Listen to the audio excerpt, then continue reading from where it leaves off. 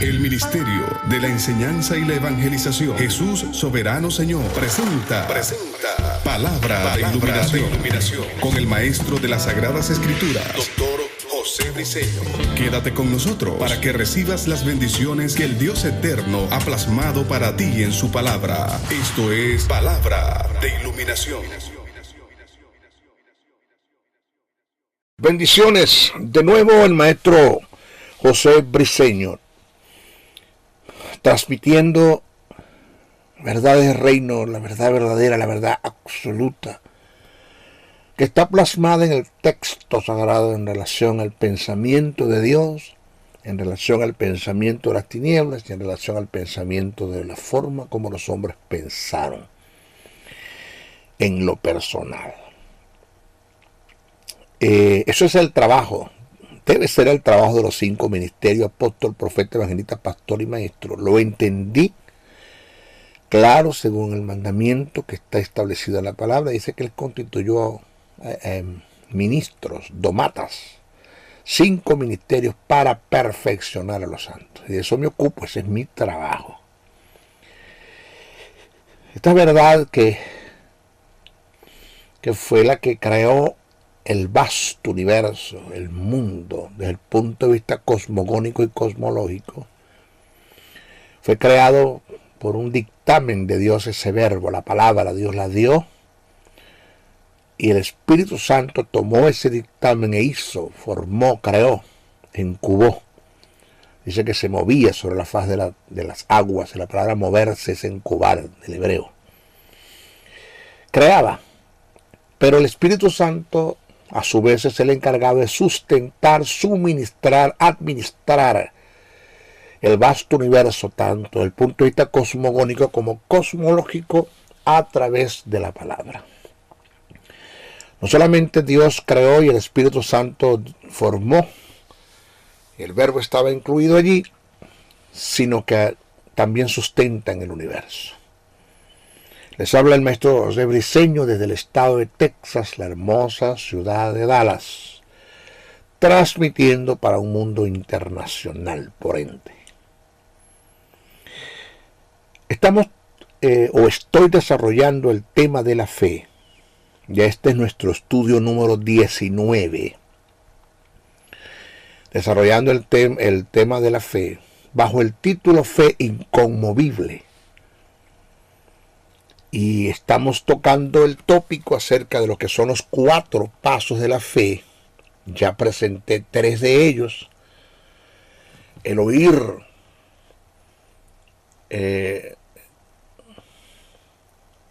pasos que se dieron en la mujer del flujo de sangre, según lo que está escrito en Marcos 5:25.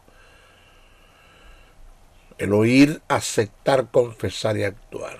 Ya presentamos el oír, que es uno de los pasos fundamentales para que la fe se desarrolle y se manifieste, ya que no podemos creer o darle credibilidad, confesar y actuar sobre lo que no hemos oído acerca de la palabra de Dios.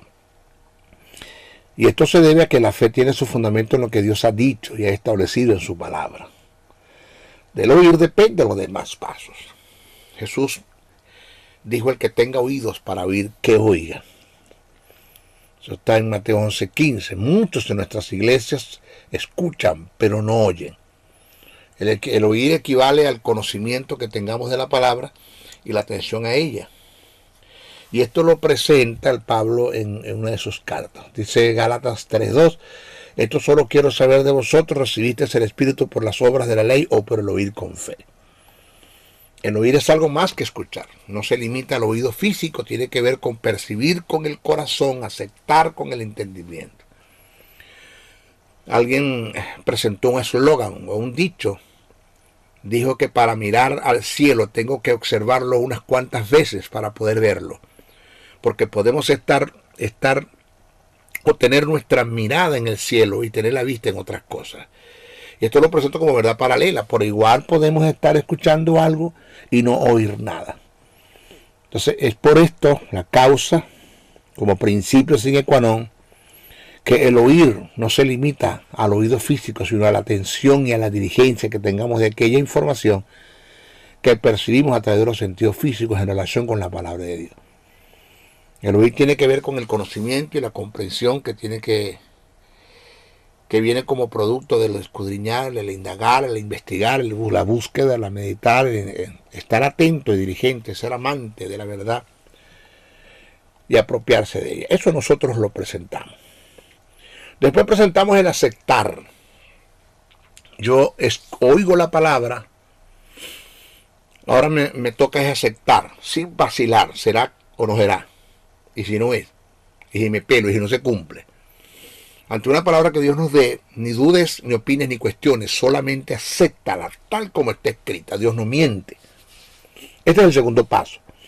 Aceptar tiene que ver con la aprobación, con un secundar, con una conformación. El aceptar tiene que ver con entender que la palabra de Dios no falla. Aceptar tiene que ver con el entender que la palabra de Dios no regresa vacía. Aceptar tiene que ver con entender que Dios no miente. Aceptar tiene que ver con entender que Dios primero deja de ser Dios antes de dejar de cumplir una palabra. Aceptar tiene que ver con el estar persuadido. Observe este término persuadido, que es una convicción interna en el espíritu. La persuasión es interna, es endógena.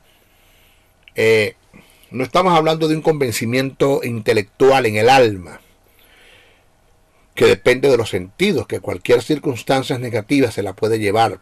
Puede llevarte a dudar, a cuestionar, a opinar, a entrar en temores, en dudas, en ansiedades. No estamos hablando de ese tipo de convencimiento. Por eso siempre me preguntó una persona, maestro, ¿por qué los apóstoles, todos, solamente Juan fue a la cruz? Solamente Juan fue a la cruz. Porque todos los apóstoles negaron a Jesús después de haber estado con él 3 años y medio. Presenciaron sus enseñanzas, sus milagros. ¿Qué pasó allí, maestro? Pues mi respuesta es que estaban convencidos en el alma, pero no persuadidos en el espíritu. Hay muchos creyentes en la iglesia que están convencidos en el alma, pero no están persuadidos en el espíritu. Cualquier circunstancia negativa, adversidad, dígase enfermedad, dígase una tragedia en la familia, dígase una muerte prematura de un ser querido, dígase un problema financiero, un embargo, A, B, eso los lleva a dudar, a opinar, a cuestionar, a entrar en temores, en dudas, en ansiedades, en incertidumbres, en vicisitudes, en angustia. Se enferman. Y para ustedes contar, ¿por qué? Porque tuvieron toda la vida convencidos de las verdades del reino, pero no persuadidos de las verdades del reino. ¿Qué es lo que hace que los discípulos se persuadan de la verdad del reino en relación a Jesús como el Mesías? La resurrección. Oído que cuando Jesús muere, todos se dispersan. Por eso es que se cumplió la profecía, heriréis al pastor y las ovejas se dispersan. Eso se cumplió. Todos se escondieron. Pedro lo negó. Con maldición. Tuvo que maldecir para que le creyeran. Maldito sea, no conozco a ese hombre. Culturalmente, cuando tú maldices para expresar algo o dar una negación o una afirmación, una negación más que todo, cuando maldices antes de la negación, eso era digno de creerte. Según la cultura, por eso Pedro dijo, maldito sea, no conozco a ese hombre. ¿Qué es lo que hace que ellos se persuadan en el espíritu de la verdad del reino hasta el punto que entregaron la vida? Todos, según la historia de la iglesia, todos entregaron la vida. Marcos, que fue un escritor que no fue discípulo de Jesús, pero fue un escritor, Lucas, Timoteo, todos, Matías, todos entregaron la vida por Jesús, trágicamente. Murieron por la causa. El único que murió de viejo y anciano fue Juan y también tuvo sus consecuencias en la isla de Pasmo. ¿Qué fue lo que los hizo que ellos entregaran la vida? Estar persuadidos de las verdades del reino. Si usted no está persuadido, o sea, convencido en el espíritu de que eso es una verdad, usted nunca vivirá en paz, confiado en lo que Dios ha dicho y establecido en su palabra, en el decreto de Dios. Porque lo que me va a llevar a mí a tener paz, confianza y seguridad es la fe que deposito en el decreto de Dios y estar persuadido de ese decreto. Dios lo dijo, punto. Dios lo estableció, punto. Dios lo decretó, punto. No hay nadie, nada, ni nadie, ni circunstancias, nada que nos pueda apartar de la fe que depositamos en ese decreto, lo que está decretado en el texto sagrado, punto. Por eso Jesús le dice a Satanás, así lo decretó mi Padre cuando lo tentó, escrito está. Ese término escrito significa así lo decretó mi Padre. Y punto. Lo que Dios decretó en relación a mi bendición, a mi sanidad, a mis promesas, a mi legado, son verdades equitativas. Eso se dio, eso es un requisito sine qua non, eso es una verdad que está establecida en el texto sagrado. Una verdad absoluta, una verdad verdadera, un pensamiento de Dios que no cambia. Eso está allí y nadie tiene por qué cambiarlo, ni alterarlo ni quitarlo. Eso está allí así. Entonces, el aceptar tiene que ver con estar persuadido de la verdad del reino de Dios. Eso de estar persuadido es más que un mero convencimiento de la verdad. El convencimiento es intelectual, almático, es algo que tiene que ver con lo relativo. El estar persuadido es un convencimiento absoluto en el espíritu. Es aquello que te lleva a tener una firme determinación hasta el punto que por nada abandonas la verdad que tiene relación con el reino eterno. Tú me matas, pero eso es así. Por eso Pablo le dice a Timoteo, pero persistes tú en lo que has aprendido y te persuadiste, sabiendo de quién has aprendido y que desde la niñez has sabido las sagradas escrituras. ¿Ok? Una vez que hayas oído la palabra, pues yo le doy una aceptación sin cuestionar, ni vacilar, ni opinar, entendiendo que esta es la verdad de Dios, que no miente, que no regresa vacía, que no falla, que no mengua, que no se devalúa, que no se altera. Una vez que yo haya aceptado, paso a la confesión. Voy a confesar. Pablo dijo, pero teniendo el mismo espíritu de fe, conforme a lo que está escrito, creí. Entonces es acá cuando entramos en la confesión, pero no en el acuerdo mental. Oído, no en el acuerdo mental, en el positivismo, en la cibernética, en el yoga, en la ciencia cristiana, en el decreto, en el profetizo sobre ti. No es caer en ese terreno. Eso no es lo que el maestro Briseño está enseñando. Tengan mucho cuidado, porque siempre he enseñado una verdad que tiene que ver con el principio, que tiene que ver con un principio de fe, que por la fe yo no puedo negar una verdad relativa, que es relativa porque está sujeta a cambio, pero sigue siendo una verdad. O sea, la fe no niega las circunstancias, la fe cambia las circunstancias. Si a mí me duele la cabeza, hermana, de usted le duele la cabeza, si diga que no le duele por fe, eso no es fe, eso es presunción. Por eso que solo la eternidad nos revelará las verdades de aquellos que murieron creyendo que tenían fe y no era fe lo que tenían. Vuelvo a repetir, solo la eternidad nos revelará y nos informará el qué pasó con aquellos que murieron creyendo que tenían fe y no era fe lo que tenían. Eso hay que tener muchísimo cuidado. Entonces, en cuanto al tópico de confesar, debo presentar una verdad que es suma importancia. Quiero repetir esto porque ya me llamaron, maestro, ¿lo puede explicar un poquito mejor? Lo voy a explicar mejor. El confesar no tiene nada que ver con el decretar, declarar, recíbelo, recházalo, entre otras cosas. Esto que acabo de nombrar son prácticas ocultistas introducidas en la iglesia, conllevada por la metafísica de Connie Méndez. Es una doctrina satánica, es un pseudismo de la fe que no permite que Dios opere, que no permite que haya presencia, que tanto lo necesita en la iglesia. Es una doctrina de Connie Méndez, es una doctrina satánica que pretende ocupar y reemplazar las expresiones dichas por Jesús en la oración que hiciera en el Getsemaní cuando dijo, hágase tu voluntad. O sea que el poder no está en confesar al azar, vagamente, sino el confesar en fe lo que ya decretó Dios, lo que ya está decretado por Dios.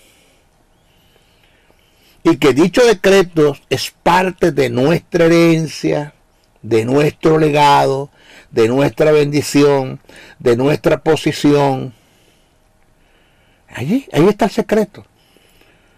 Entonces, la psicología se maneja mucho en estos ámbitos y proviene de quienes promueven la nueva era. El creer en este terreno, el caer en este terreno, es como el querer invocar a Dios como especie de un genio, el cual tiene que concederme mis deseos, porque mi voluntad es más importante y de mayor valor que la voluntad del Eterno. Fíjese, terreno hasta donde hemos caído. Entonces, el decretarlo, declararlo, el recibirlo, rechazarlo, eso es parte de un acuerdo mental. Es el tratar de depositar la fe en la fe. Y eso se le llama feitismo. Una cosa es estar persuadido de la verdad del reino eterno y en ella es depositar mi fe, y la otra sentar en el terreno de la presunción. La fe es una persuasión, no una presunción. Entonces es necesario presentar la verdad en relación a lo que es un decreto. Voy a presentar esa verdad y lo que indica el decretar para poder notar la gran diferencia que hay entre lo que es el decretar y el confesar. Fíjense que el decretar, me hago una pregunta, ¿no? A razón de los que me están escuchando. ¿Podrá y estará autorizado un hijo de Dios para estar decretando lo que no está establecido y registrado por inspiración divina en los textos sagrados o en el texto sagrado? Es la pregunta. Para responder a esta interrogante, porque hay una respuesta clara, precisa, concisa, determinante, debemos hacer un estudio exegético y etimológico de lo que indica y encierra un decreto. Vamos a ver qué es eso de decreto. Decreto, término del griego diatagma, de donde se deriva el término dogma, y denota e indica doctrinas, ordenanzas, estatutos, edictos, que a lo largo pasan a ser mandamientos. En su más alto concepto, un decreto es un principio jurídico equitativo que pasa a ser una ley, sea impuesto o expuesto. Es una ley el cual se debe acatar y cumplir sin ninguna objeción o sin ninguna discusión, según Lucas 2.1, Hechos 17.7, Hebreos 11.23. Un decreto destaca y muestra el carácter concreto de quien lo estableció, y a su vez revela la naturaleza de un mandamiento. Esto fue notorio en el concilio de Jerusalén, llevado por los apóstoles mediante el Espíritu Santo, donde se establecieron decretos, el cual quedó establecido en el canon del Nuevo Testamento. Decretos que pasaron a ser mandamientos, el cual la iglesia de los primeros cristianos y en parte la iglesia contemporánea debía y debe sujetarse, someterse y obedecer como ordenanza divina, según Hechos 15, 20 y 29. Ahora, en relación a Dios y a la iglesia como sus hijos, como el cuerpo de Cristo y morada del Espíritu Santo, el único, óigase bien, presta atención, el único que está en la autoridad para decretar y establecer una palabra divina en el cual el creyente debe caminar en fe es el Eterno, más nadie. Bien sea Dios Padre, Dios Hijo o Dios Espíritu Santo. Nadie está autorizado para decretar una palabra en el cual voy a voy o se va a fundamentar la fe. Nadie. Nuestra fe debe estar fundamentada en lo que ya Dios decretó y quedó establecido como un legado, una bendición, una promesa, por causa de mi posición. Entonces, el supuesto decretar sin autoridad divina, oído, el supuesto decretar sin autoridad divina es entrar en el campo de la presunción y a su vez es tratar de ocupar el lugar que solo le corresponde al soberano. Y eso es una influencia satánica, porque eso es lo que Satanás siempre ha querido, ser igual a Dios. Por otro lado, solo el Eterno, en su soberanía, según su naturaleza, su carácter, su obra y su propósito eterno, tiene la autoridad de abolir lo que ya Él decretó. Solo el Eterno. Eso usted lo puede conseguir en Efesios 2:15 y lo puede conseguir en Colosenses 2:14. Jesús en su ministerio, apelando a su divinidad como verbo, cambió, mas no lo anuló, el sentido de la inspiración divina que estaba registrada en el canon del Antiguo Testamento, y lo hizo para mejorar la condición del hombre, decretando y estableciendo mandamientos en el carácter de la gracia. Y esto está registrado en Mateos, el capítulo 5, del verso 21 al 37. Si usted analiza, léase bien Mateos, el capítulo 5, verso 21 al 37, usted se va a dar cuenta.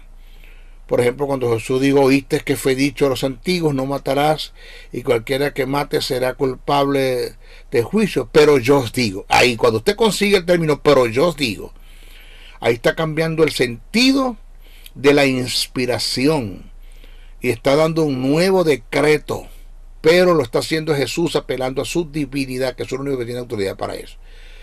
Busque solo en Mateo 5, 21 al 37, va a conseguir varias veces pero yo os digo, pero yo os digo, pero yo os digo. ¿Ah? Ahora, ya hablamos del oír, aceptar y confesar. Cuidémonos con esos de hay que oír, hay que sentarse, hay que analizar, hay que escuchar.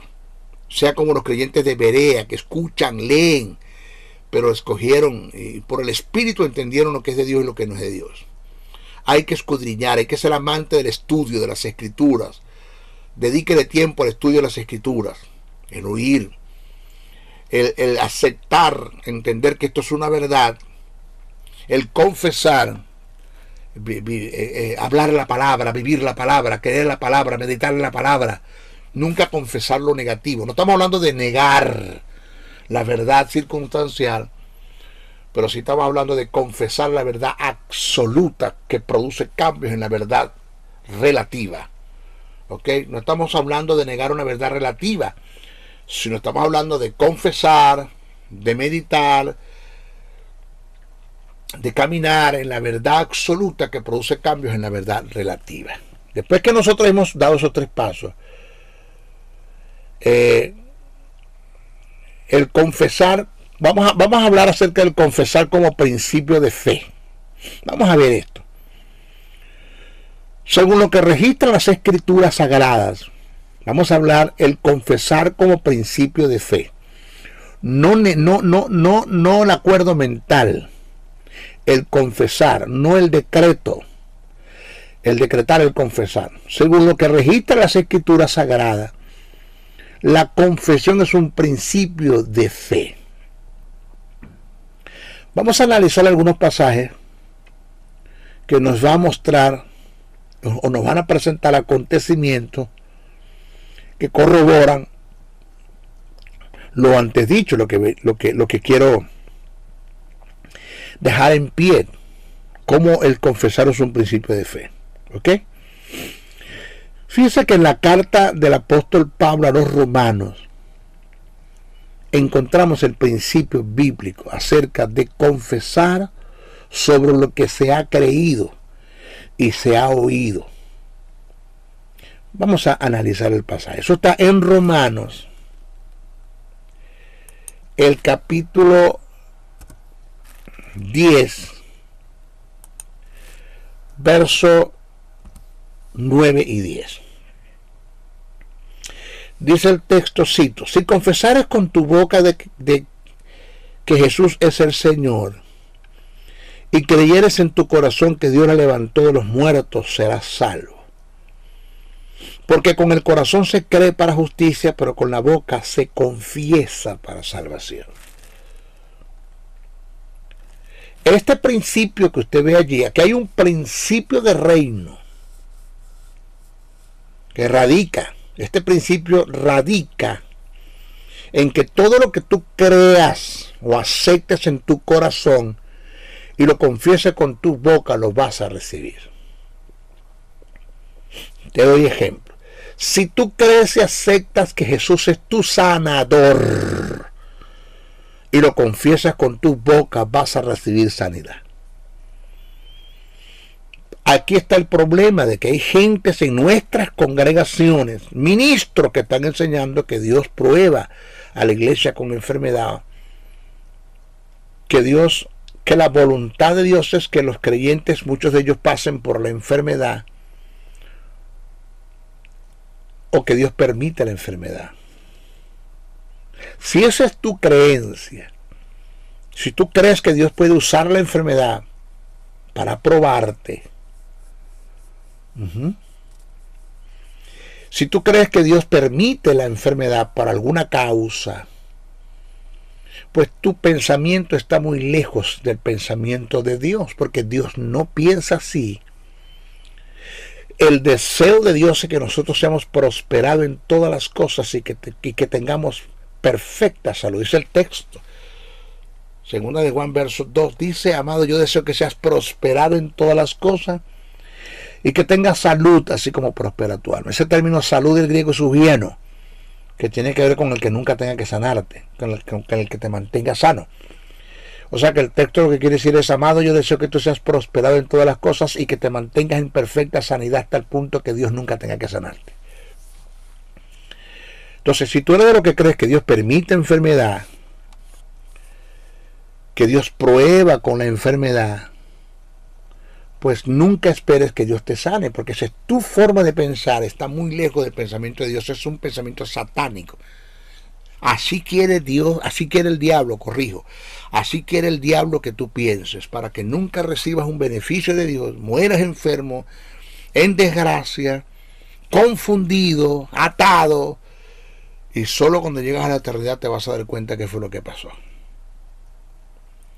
Entonces, en Isaías lo dice claro: Él llevó nuestras enfermedades, ya las llevó. ¿Cuántas nuestras? ¿Cuántas? Todas nuestras enfermedades.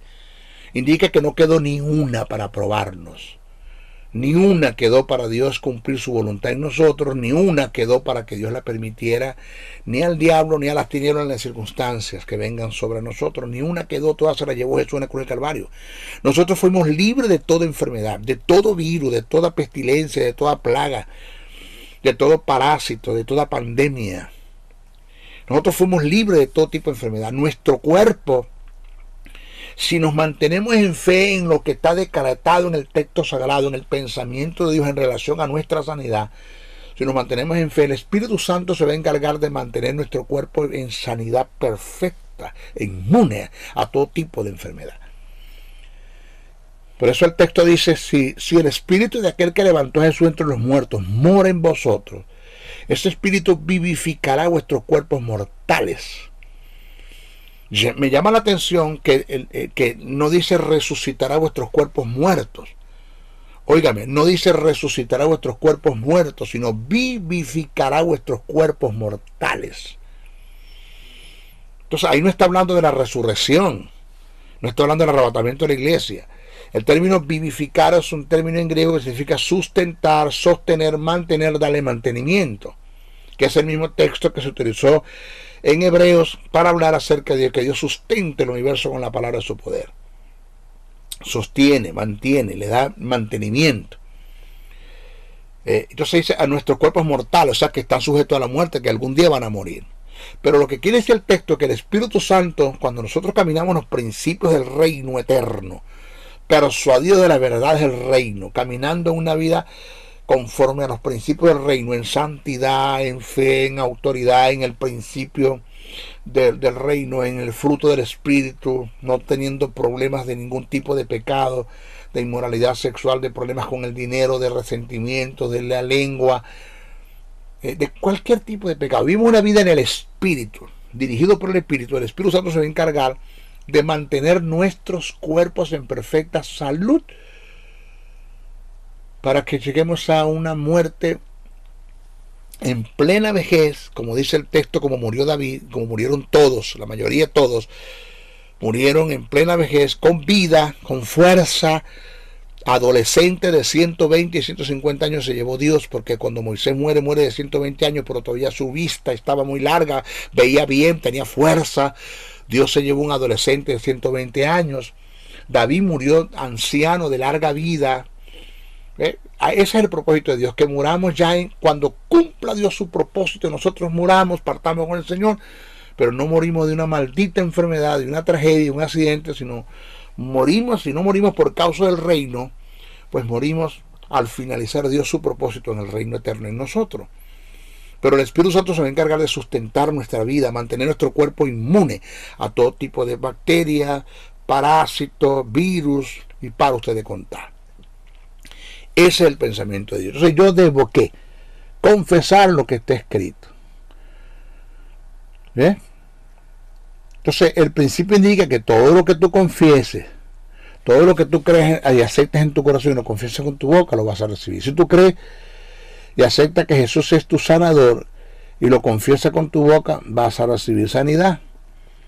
Si tú crees y aceptas que Jesús es tu proveedor y lo confiesas con tu boca, vas a recibir la provisión, cualquiera que sea, cualquiera la demanda que tengas, el Señor se va a encargar de proveerte, de sustentarte, de sostenerte. Jesús no te va a sacar a un baile, te va a dejar en medio de la pista bailando solo. Él va a terminar la pieza contigo. El que comenzó en ti la obra la va a perfeccionar. Eso sí, te mantienes en los principios del reino. Porque hay muchos que dicen, maestro, la Biblia dice que los que aman a Dios todas las cosas le ayudan a bien. No, todas no. Todas no. Cuando dice que todas las cosas te ayudan a bien, es todas las cosas que te pasen mientras, siempre y cuando te mantengas en el amor de Dios, que tú ames a Dios como Dios te ama, sin reservas, incondicionalmente, amas a Dios, honras a Dios, tienes respeto por lo sagrado, tienes sentido de conveniencia, todo te es lícito, pero que no todo te conviene. Escoge lo que va acorde al reino, lo que edifica, dice el apóstol Pablo. Tienes sentido de traslado, fuiste trasladado de las tinieblas a la luz, sabes que en las tinieblas no vas a hacer nada y tú no vas a coger para allá para nada. Te mantienes en el propósito eterno. Todo lo que te pase te ayuda para bien. Eso es lo que dice el texto sagrado. Entonces, no vas a tener necesidad de nada. Joven fui y envejecido, dice David, y no he visto justo desamparado, ni su descendencia que mendigue el pan. Eso está ahí escrito. Está escrito. Pero siempre y cuando te mantengas en los principios del reino, confesando y aceptando de que Jesús es tu proveedor, que ese Jehová Rafa, que fue tu sanador, que es tu sanador en el Antiguo Testamento, sanó a Israel, se manifestó en la vida de Jesús. Jesús es nuestro Rafa, pero que también Jesús es nuestro Jehová, el Shaddai, el que amamanta, el que da su seno y nos da de mamar de su leche. Eso es lo que significa el Shaddai, el amamantador. Jesús es nuestro sustento, Él nos sostiene. Pero debo creerlo, oírlo, aceptarlo, confesarlo, tal como está escrito.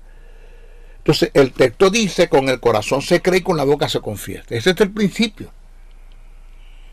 Y esto lo debemos aceptarlo a todas las áreas de nuestra vida y adaptarlo a todas las áreas de nuestra vida. Jesús dijo, cualquiera que le dijere, y decir es confesar. A este monte, quítate y échate al mar, y no dudar en su corazón. sino que creyere que será hecho lo que dice, lo que diga será hecho. Eso está en Marcos 11:23. Según el pasaje, lo que digas y creas y aceptes y le des credibilidad será hecho. El Evangelio de Mateo nos da un ejemplo cómo la confesión tiene que ver con la fe. Vamos a ver. Entrando Jesús en Cafarnaúm, vino a él un centurión rogándole y diciéndole Señor, que el término que utilizó es Kyrios, palabra que no debía salir de la boca de un centurión solo para dirigirse al César. Ya el simple hecho de que un centurión haya dicho a Jesús Kyrios, ya hay fe. Allá hay fe. Ya ahí se tiró todo el riesgo del mundo. Y le dice, mi criado está postrado en casa, paralítico, gravemente atormentado. Jesús le dijo, yo iré y le sanaré. Observe bien, porque hemos leído Biblia, pero no hemos analizado esto.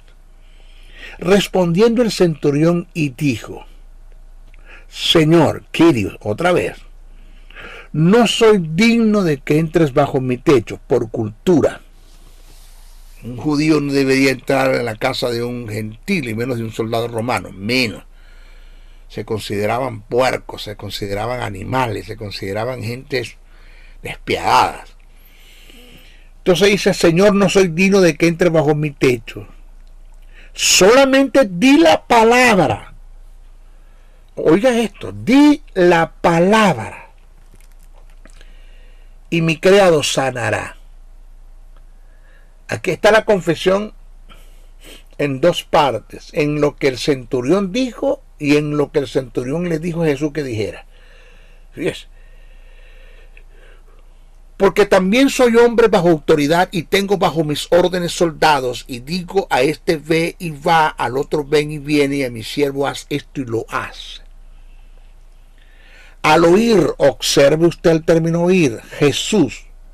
Al oír Jesús, observe el término oír, que tiene que ver con la confesión. ¿Quién confesó? El centurión. ¿Quién huyó? Oyó Jesús. ¿Qué oyó Jesús? La confesión en fe.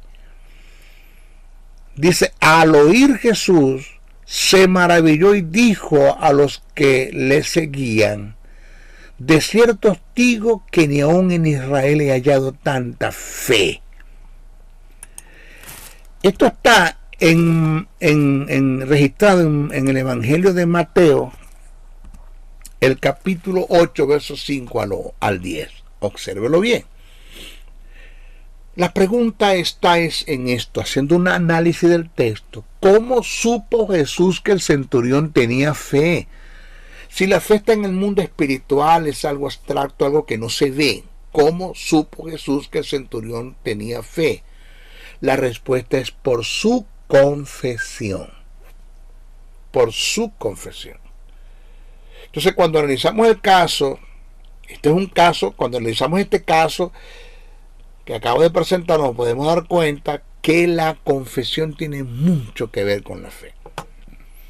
Pero cuando analizamos el caso de la mujer cananea, tomando en cuenta el Evangelio de Mateo y Marcos en forma paralela, podemos percibir que Jesús se percata de la fe de la mujer por su confesión.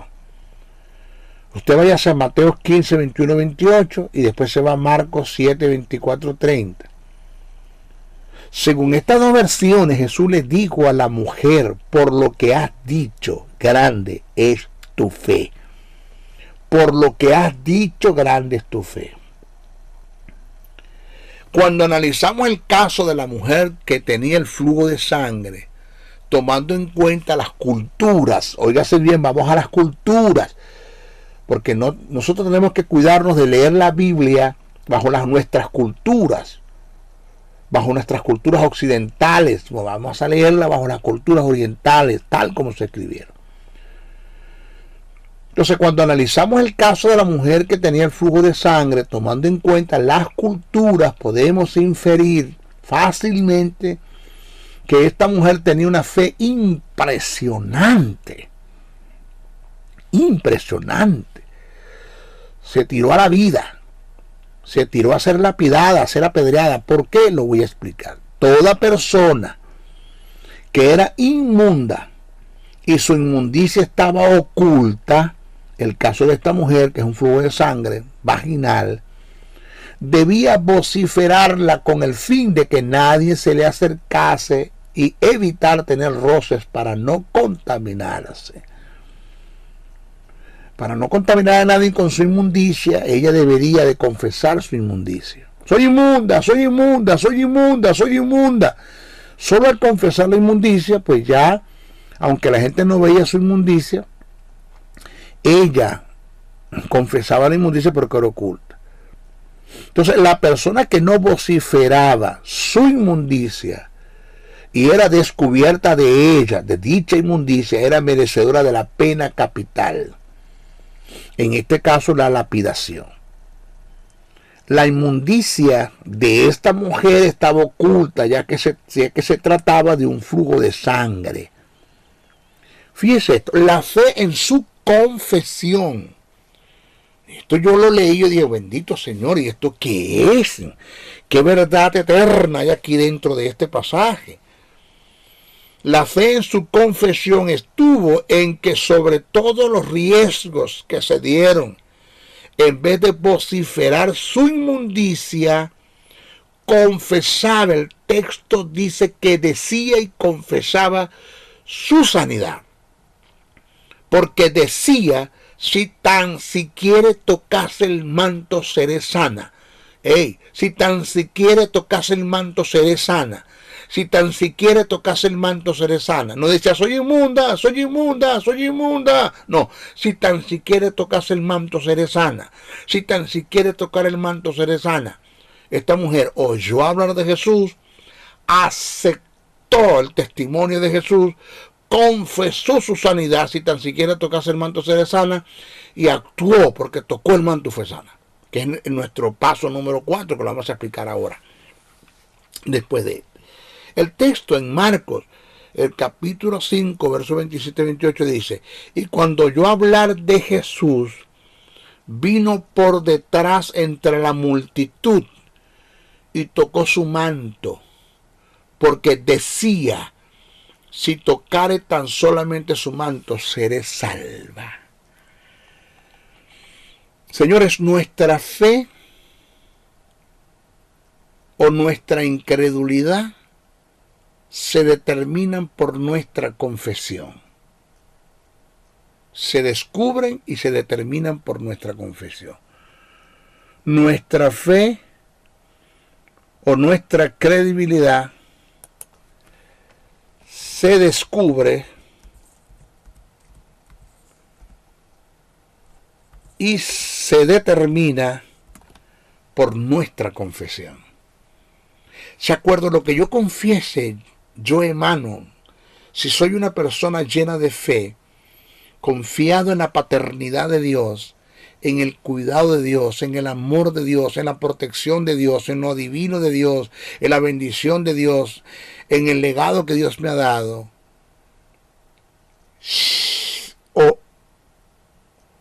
o niego todas estas cosas.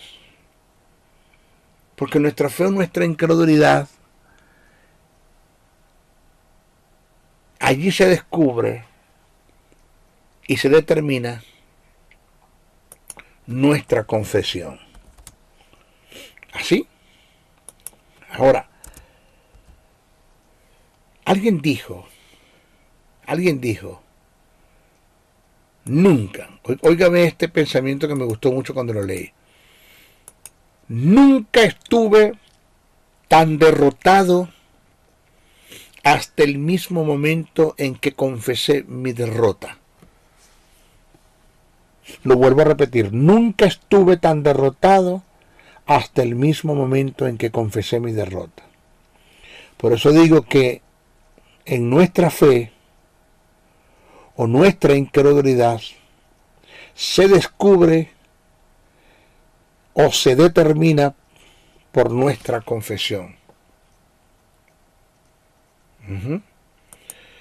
Vuelvo a repetir. Nuestra fe o nuestra incredulidad se descubre o se determina por nuestra confesión. Vamos a ver qué dice el texto sagrado.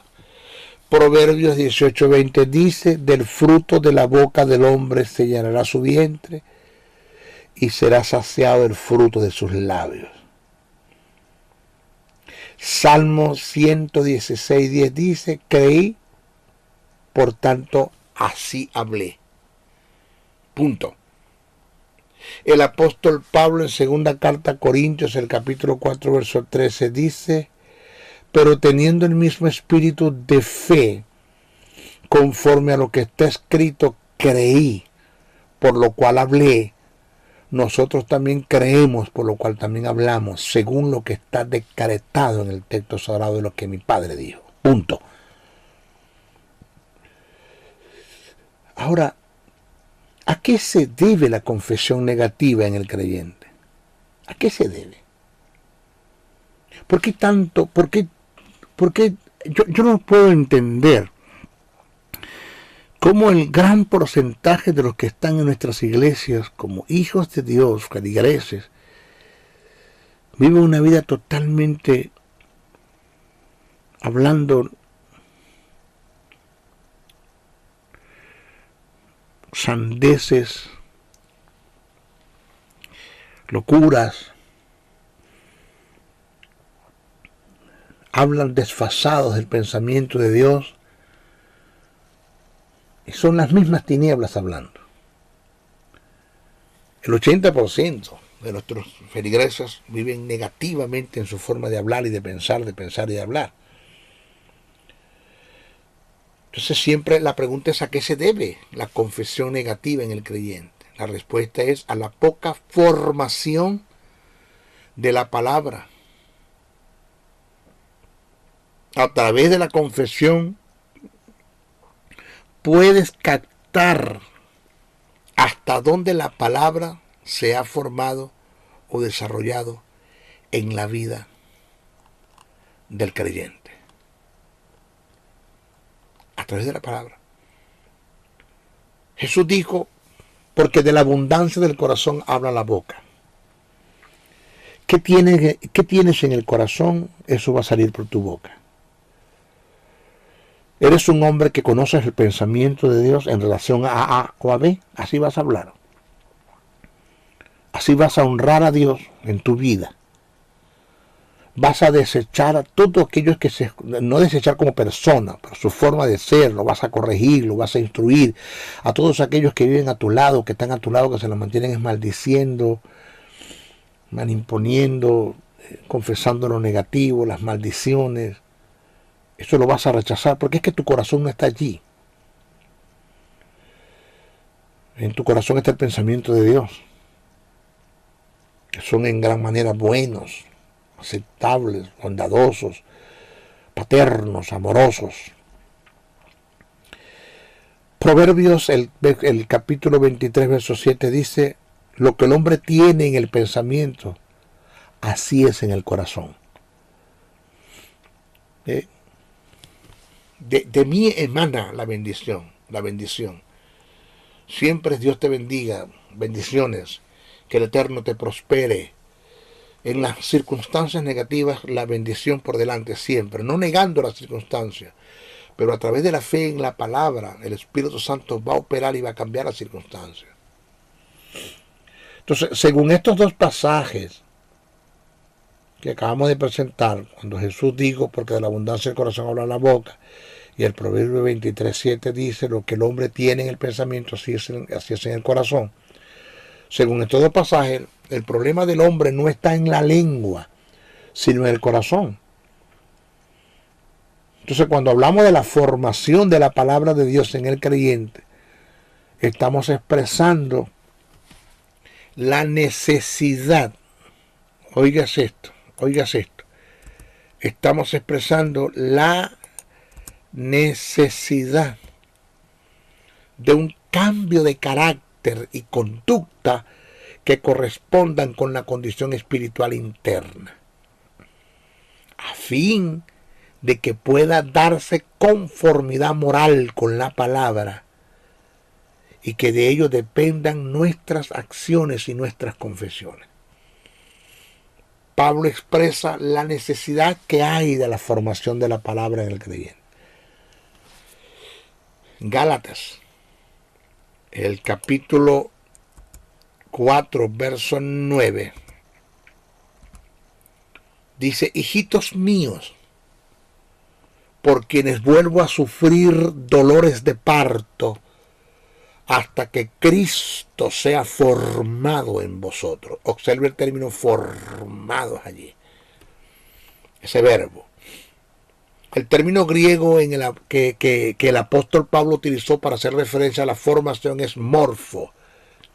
Según los valores etimológicos del término, se dice de aquello que se viene desarrollando en el interior de algo, de alguien, y que con el tiempo tiende a tener su manifestación. Ejemplo, el niño en el vientre de la mujer.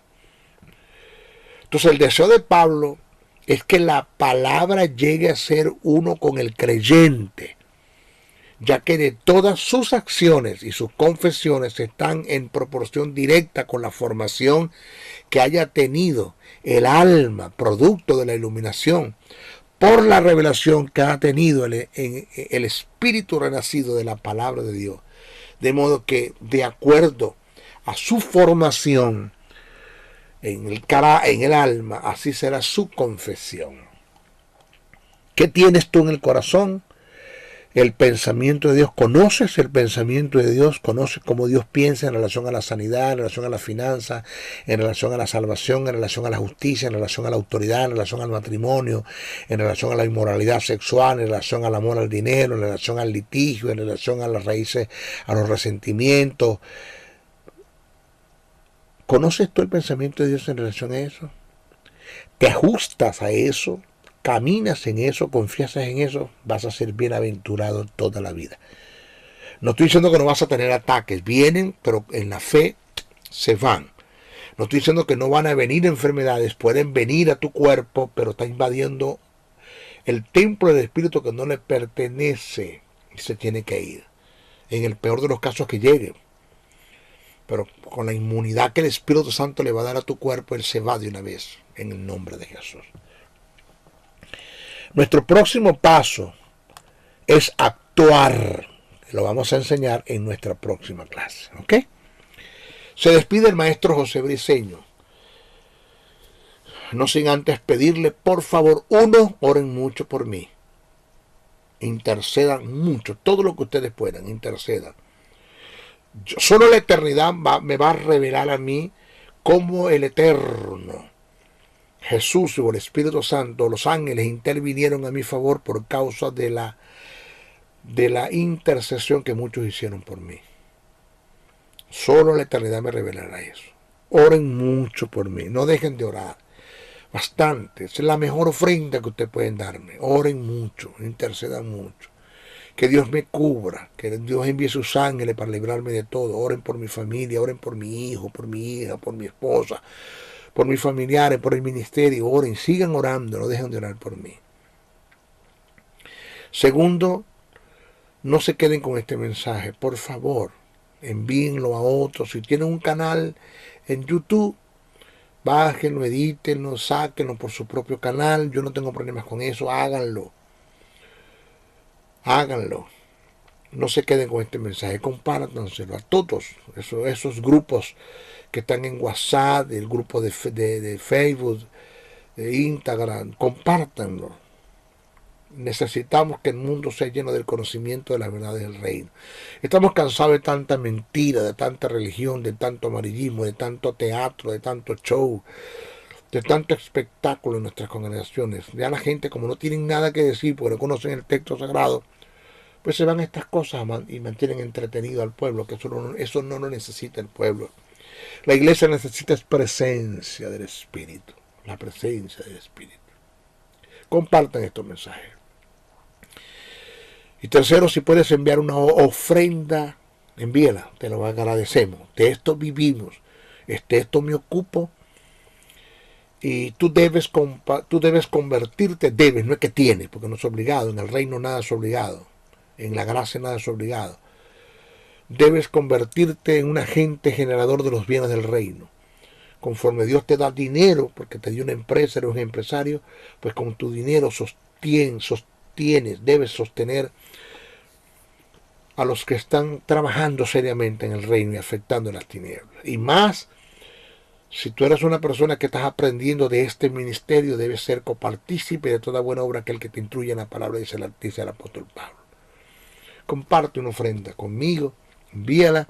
¿Cómo lo hacemos, maestro? Ahí está mi teléfono, 786-604-3352, 786-604-3352. Me llama. O está mi correo electrónico, josn77bricenoa77@gmail.com. Ahí están los caracteres de la imagen que tienes al frente. Ahí está. Ahí se ve mi correo y se ve mi teléfono. Me llamas o me escribes y me preguntas cómo hacemos para hacerle llegar una ofrenda. Yo te doy la información. Te lo agradecemos. De una cosa estoy seguro. Ni un centavo que tú des le vamos a dar mal uso. Ni un centavo que tú des. Soy un buen administrador. Soy administrador para poder ministrar. Nadie puede ministrar si no administra. Soy un buen administrador para ministrar las verdades del reino. Así que te esperamos con una ofrenda, con tu oración y compartes estos mensajes. ¿Ok? Se despide Maestro José Briceño. Hasta nuestra próxima oportunidad. Bendiciones, bendiciones, bendiciones. El Ministerio de la Enseñanza y la Evangelización, Jesús Soberano Señor, presentó Palabra de Iluminación. Te invitamos a un nuevo espacio de corte similar por nuestros diferentes medios de comunicación. Contáctanos en los Estados Unidos al WhatsApp +01-786-604-3352 y a los correos josn77bricenoa77@gmail.com y a maestrojosebriceno.blogspot.com. Bendiciones.